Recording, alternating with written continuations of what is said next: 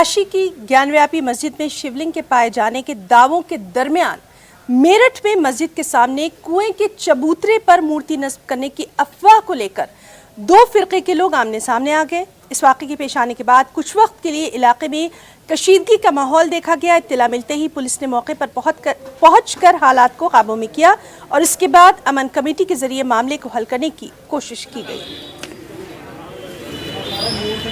वहाँ के कुछ लोगों को ये अनुमान हुआ इस निर्माण के बाद में कि शायद इसमें कुछ पूजा का स्थल बनाया जा रहा है, कुछ नई परंपरा डाली जा रही है। इसी संबंध में शांति समिति की और जिम्मेदार लोगों की क्षेत्र के मीटिंग थाना ब्रह्मपुरी में बुलाई गई थी, उसमें वार्ता हुई है।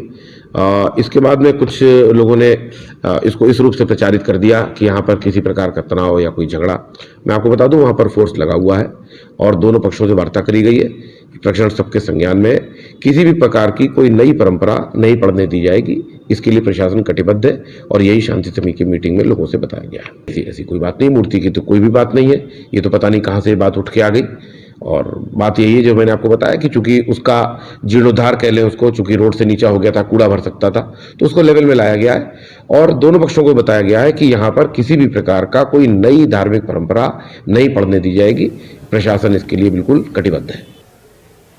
एक और अहम खबर